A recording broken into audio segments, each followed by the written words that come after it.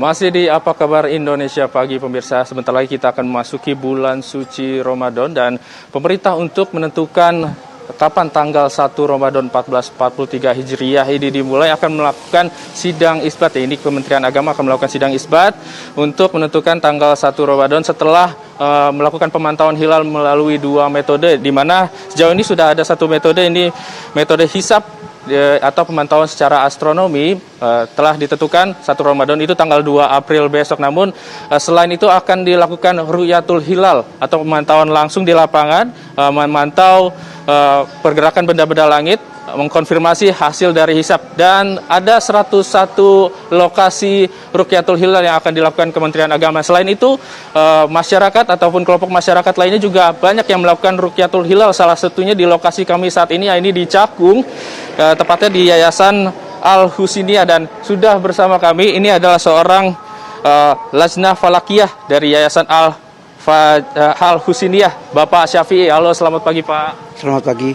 Bapak Syafi'i ini nanti yang akan membacakan hasil ruqyatul sore nanti Pak di sini Pak. Mungkin bisa dijelaskan untuk metode tradisional yang akan dilakukan di yayasan ini Pak.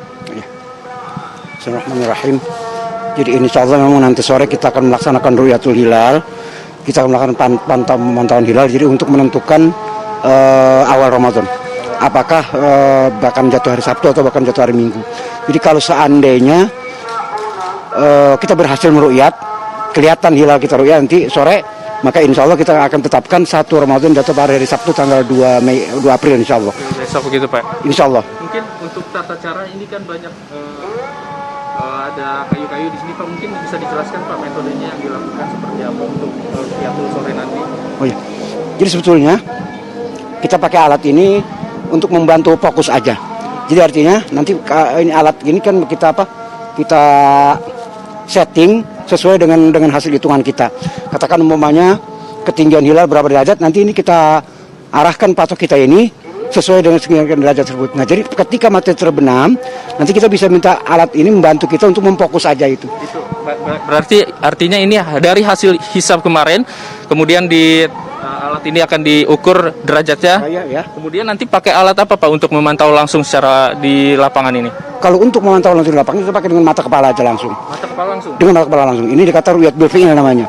Nanti kalau misalnya kita udah berhasil, itu udah kelihatan dengan mata kepala, baru nanti kita ada punya alit lagi yang disebut dengan teodolit untuk memperjelas aja itu. Oh baik, berarti memakai alat teodolit juga Pak ya untuk memastikan seperti itu Pak. Ini mulai pemantauannya jam berapa Pak? Jadi kalau mulai pemantau kita ntar pas terbenam matahari, begitu masuk waktu maghrib, nah kita akan memantau pada saat itu, insya Allah. Pada maghrib begitu Pak Syafi'i ya? Ya, setelah maghrib betul. Baik, terima kasih Pak Syafi'i atas penjelasannya untuk metode ini.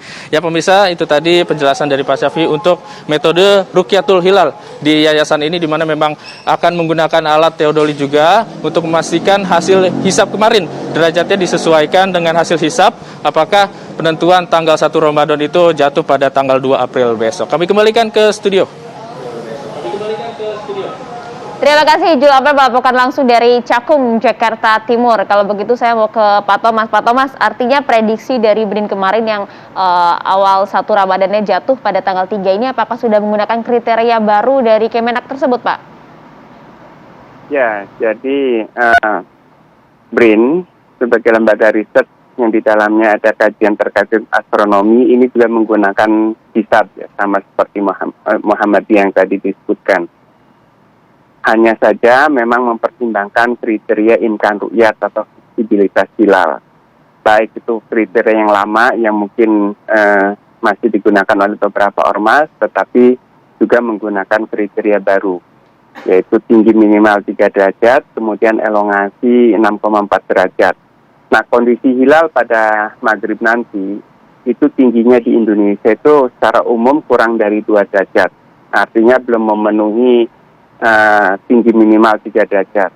Kemudian elongasinya ini juga sekitar 3 derajat. Ini juga terlalu tipis, belum memenuhi kriteria 6,4 derajat. Oleh karenanya, dengan kondisi hilal pada maghrib nanti yang sangat tipis, terlalu dekat dengan matahari, kemudian posisinya terlalu rendah sehingga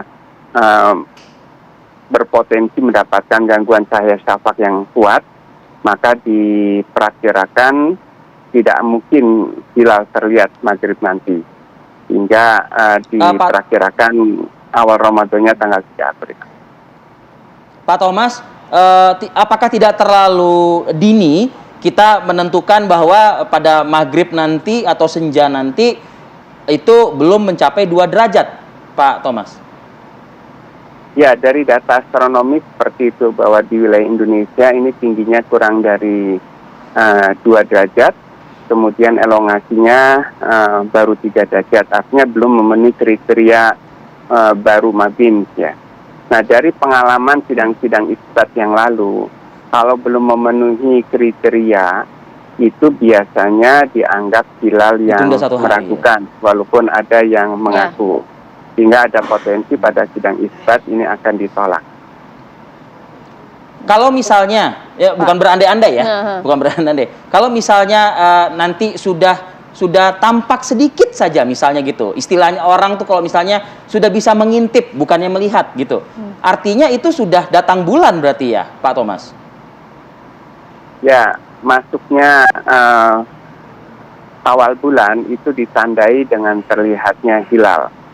Nah, terlihatnya hilal memang dalam prakteknya di Indonesia ada 2 macam. Pertama dengan melihat tanpa menggunakan alat, paling hanya menunjukkan arahnya saja, seperti tadi digambarkan pengamatan dari cakung ya. Nah, kemudian ada juga yang menggunakan teleskop dilengkapi dengan kamera, kemudian nanti ada perangkat lunak untuk proses citranya. Nah, ini yang sering kali terjadi ketika posisinya dianggap memenuhi kriteria, walaupun mungkin hisabnya hisab yang lama, itu kemudian ada orang yang berani mengaku melihat hilal dan berani disumpah oleh hakim pengadilan setempat. Tetapi tentu saja nanti pada sidang isbat nanti akan dievaluasi lagi. Dan biasanya kalau masih berada di bawah kriteria, kesaksian ru'yah tersebut dianggap meragukan, sehingga ada potensi untuk ditolak pada saat sidang isbat.